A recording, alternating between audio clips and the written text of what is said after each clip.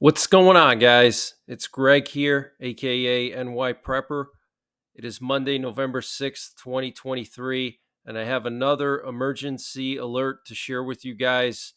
Right now, it is 8:25 p.m. Eastern Time here in the United States. So, we have some concerning information coming out of the U.S. military.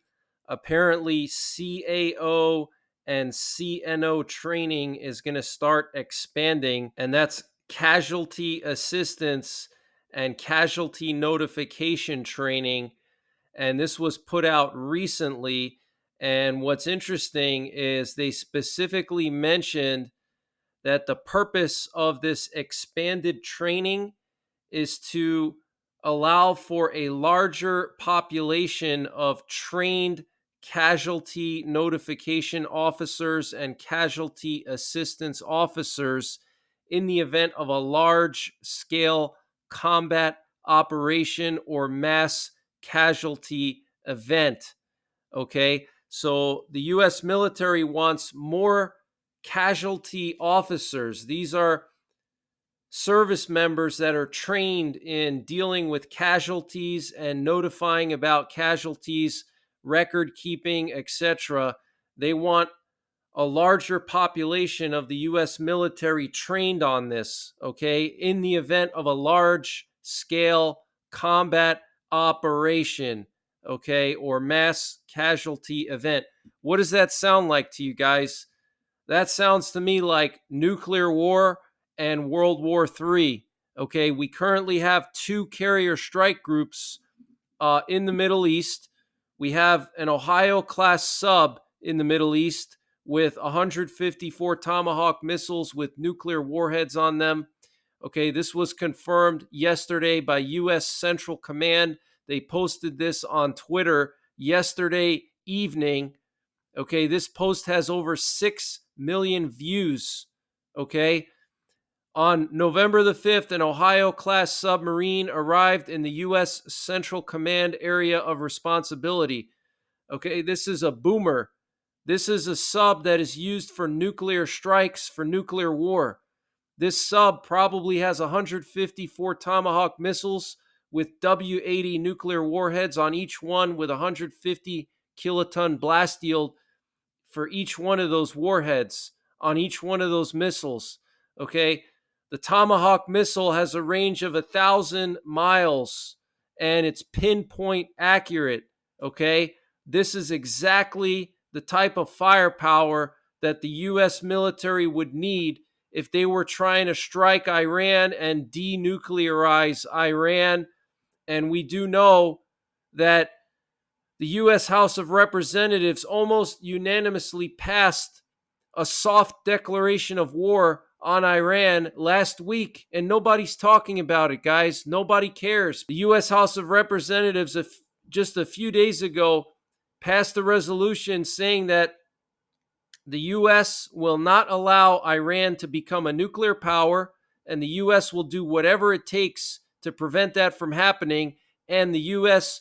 would authorize allies like Israel to do whatever it takes to stop that from happening. Okay, so the U.S. military is preparing for World War III, guys. Okay, they wouldn't be putting out this type of notification that they want to have an expanded training for casualty assistance officers and casualty notification officers in the event of a large scale combat operation or mass casualty event unless they were expecting something to go down. Okay, we have just crazy firepower in the Middle East. We have over 70 NATO warships in the Middle East, guys, the most since 1945. We have a nuclear armed submarine. We have 24 F-15E Strike Eagles, which are primarily made for nuclear strike and deep strike missions in the Middle East.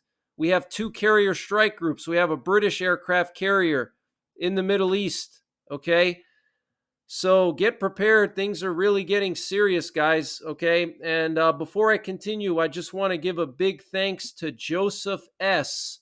Thank you so much, Joseph S., for your donation. I really appreciate that. And we have senior U.S. officials reportedly warning the Iranian government and the Iranian backed militias in the Middle East, such as Hezbollah, for several weeks now, both directly and through back channels, that if they decide to launch a significant or coordinated attack on Israel, then the United States will respond militarily. Okay, and I think that's what's going to happen here, guys. I think Israel's going to push deeper and deeper into Gaza City. And as soon as it looks like Israel's going to win the war, then you're going to see Hezbollah getting involved and launching missiles. Then you're going to see Iranian militants and Houthi rebels launching missiles. And then the U.S. is going to have to defend Israel. And then they're going to use that as a reason to attack Iran.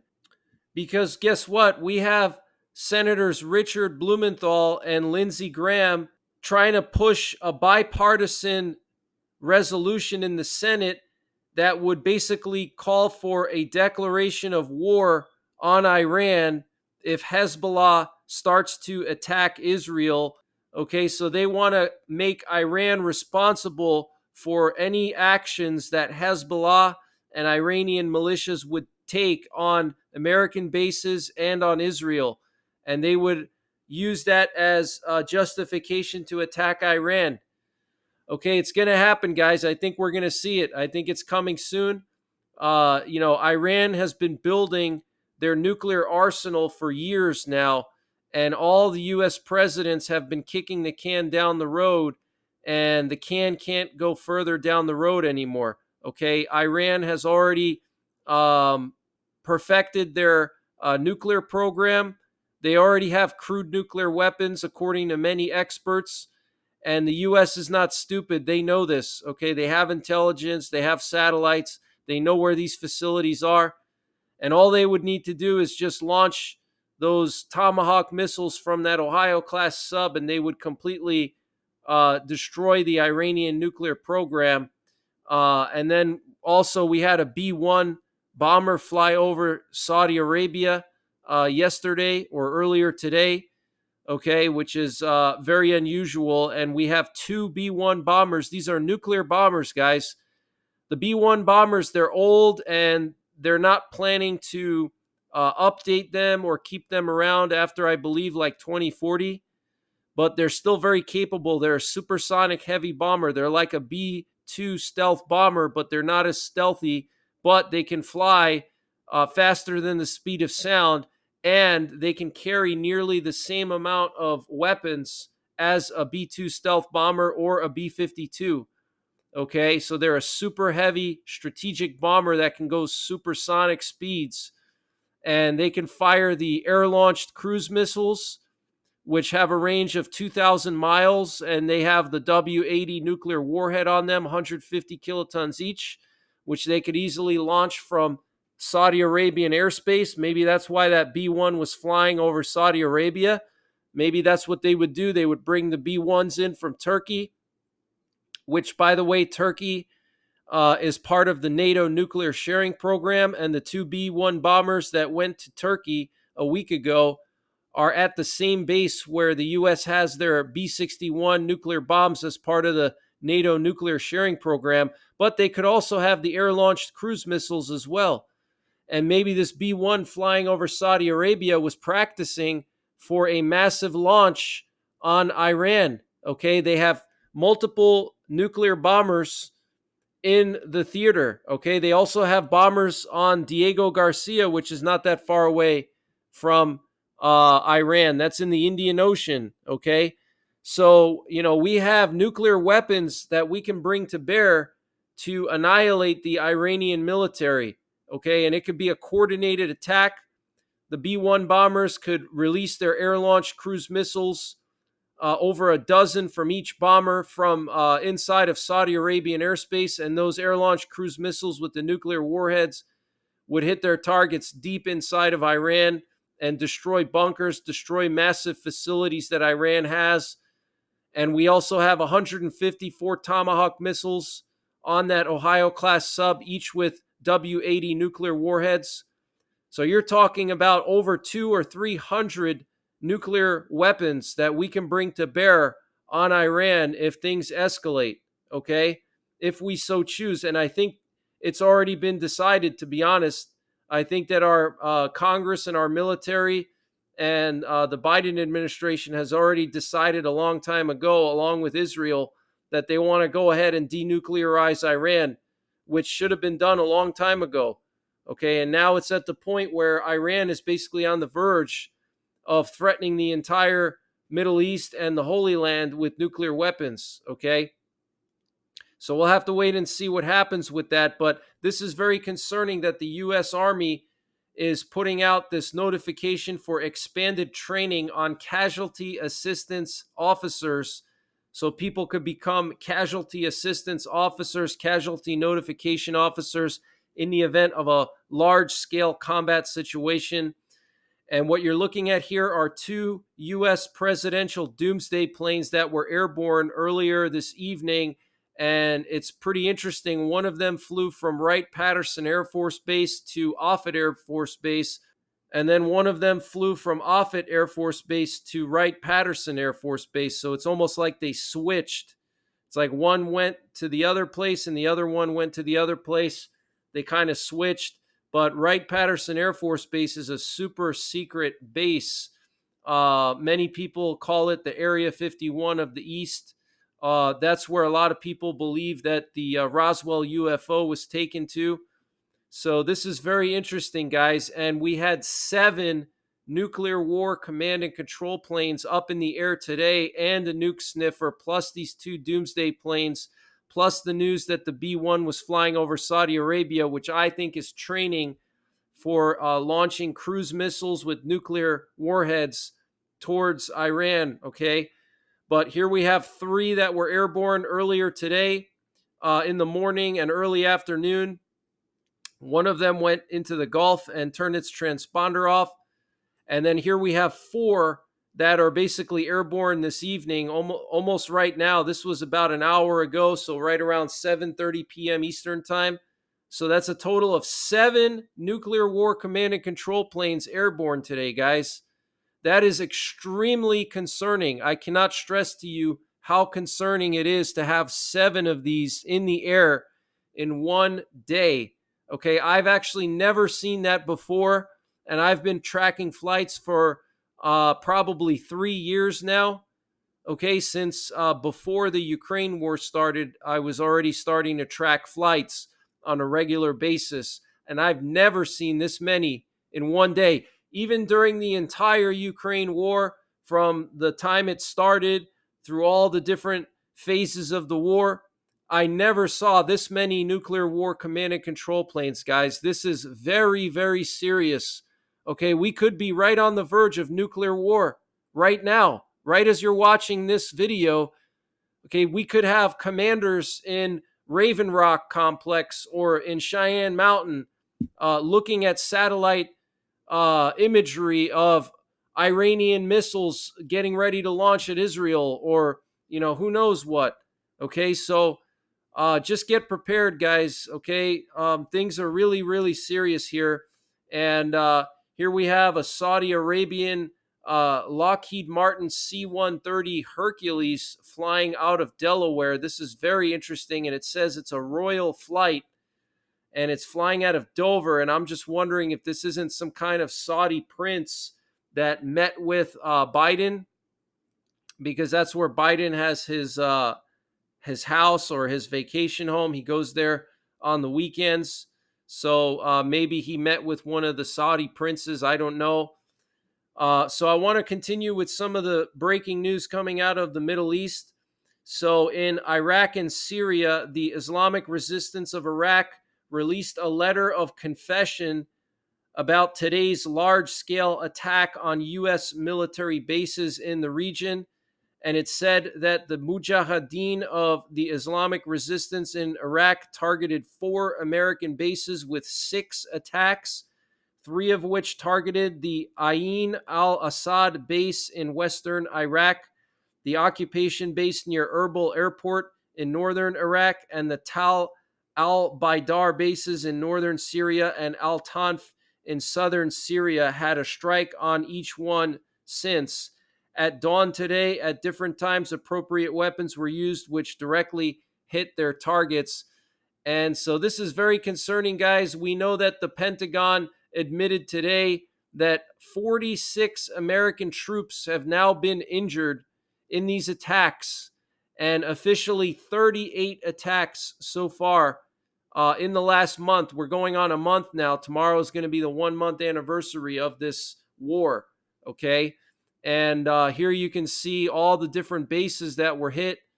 Okay, the numbers are climbing, guys, and we don't know if these American troops got bruises or lumps on their head, or did they get shrapnel wounds? Did they get blast wounds? Did they have their eardrums ruptured or something like that? We don't know. Okay, the government is not telling us. It could be a lot worse than what we're being told. And here's the document that the Islamic resistance in Iraq released claiming responsibility. You can see the date is 11/6/2023. And in Lebanon, the Israeli Air Force carried out an airstrike on the outskirts of Al-Mashab, Naquara, and the western sector of the southern border with Israel, located close to the Mediterranean. And Hezbollah carried out tonight another attack on an Israeli military outpost on the border between Lebanon and Israel. The Israeli army responded with artillery shells on the position of Hezbollah. And the foreign ministers of Iran and Egypt had a telephone conversation today. That's very concerning. And we do know that Egypt said that they're going to be moving their forces close to the Israeli border, and that they're willing to sacrifice 1 million Egyptians to protect Egypt. And Jordan today said that any relocation of Palestinians to Jordan would amount to a declaration of war. Egypt basically said the same thing 2 weeks ago. So now Egypt is talking with Iran. Okay. Egypt and Jordan are basically neutral countries, and now they're talking with Iran, and they could turn on Israel and start attacking Israel just like all these other countries are. And there's another statement that was put out by the Islamic resistance of Iraq on Telegram today. And they said that they used the Al-Aqsa 1 missile in their attack on some of these American bases in Syria and Iraq. And I have a picture of this missile. They released a picture. Let me show you guys. So this is the missile right here that the Islamic resistance in Iraq says that they used on American bases, okay, today. The Wall Street Journal reports that the U.S. has begun to put pressure on Israel to stop heavy bombardments of the Gaza Strip. The German Air Force Commander Ingo Gerhardt met with the Israeli Minister of Defense Yoav Gallant, and here's a picture of them. So on the right, we have the German Air Force commander, and on the left, we have the Israeli Minister of Defense.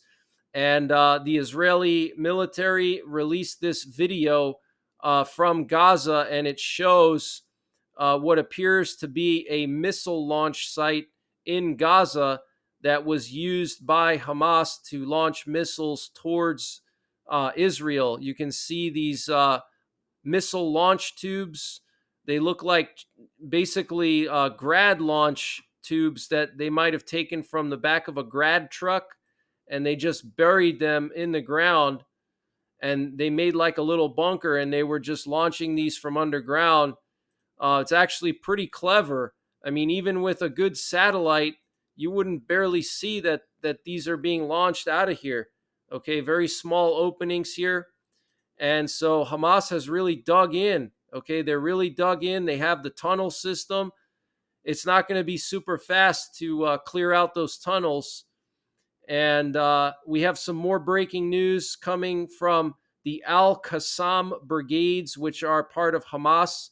They said that in the last 48 hours, they destroyed 27 Israeli military vehicles in whole or in part. And they also claimed responsibility for launching 30 rockets from Lebanon towards Israel. And some of these rockets flew deeper than any missile or rocket since the Israel-Lebanon War of 2006. Okay, so that's over 15 years. Okay, since 2006, we haven't seen that many rockets fired at Israel, and they went really deep into Israel too. The chief of staff of Israel, that's Israel's top general, made a visit to the Israeli Adir squadron, which is the Israeli F-35 squadron, and he made a statement saying, "We are constantly ready for other areas. This base knows how to reach anywhere in the Middle East." Strong words there from the Israeli chief of staff. And I want to just share some information coming out of Europe. Apparently, Russian border guards shot and killed a Georgian citizen. And there's footage that came out of a Ukrainian Storm Shadow missile striking a Russian warship at the Zaliv shipyard. And unfortunately, I can't share that footage with you guys, but it is very clear. And also, the Wall Street Journal is reporting that North Korean leader Kim Jong-un has ordered his officials to support the Palestinians, and he may consider selling weapons to armed groups in the Middle East, according to South Korean intelligence. And what really concerns me is if Kim Jong-un sells some kind of nuclear weapon to Hamas or Hezbollah or these jihadists, and then they use it against Israel. We also have the general of the Yemen army posting on Twitter earlier today. He confirmed that they launched missiles towards Israel. Okay, the Yemeni armed forces launched missiles towards Israel. He says right here, as a result of the operation, movement at the targeted bases and airports stopped for several hours. The Yemeni armed forces, relying on God Almighty, continue to carry out more qualitative military operations in support of and victory for the oppression of the Palestinian people and in response to the calls of our great Yemeni people. And then he says here, statement issued by the Yemeni armed forces. In the name of God, the most gracious, the most merciful, the Yemeni armed forces, with the help of God Almighty, launched a batch of drones during the past hours at various sensitive targets of the Israeli enemy in the occupied territories. Okay, so we're not being told everything, guys. Okay, it looks like Yemen is really stepping up their attacks on Israel, and it's possible that the Israeli F-35s may be used to bombard these Yemen armed forces launch sites where they're launching these missiles from and these drones from. We could see that happen very soon. We could see some kind of strike on Yemen, okay, to quiet them down a little bit because they're getting a little crazy with their missile launches lately. So get prepared, guys. Things are really getting crazy. B-1 bomber flying over Saudi Arabia earlier today. We have this notification of casualty assistance officer training being expanded in the Army for the purpose of preparing for a large-scale combat situation or a mass casualty event. U.S. officials continue warning Iran. The situation is just absolutely insane and continuing to escalate every single day. So I'm going to continue to monitor the situation, but get prepared as much as you can, and I'll keep you updated. Make sure you're subscribed. Hit the bell icon below this video so you're notified when I post these updates. And when things really do pop off, I will go live 24/7.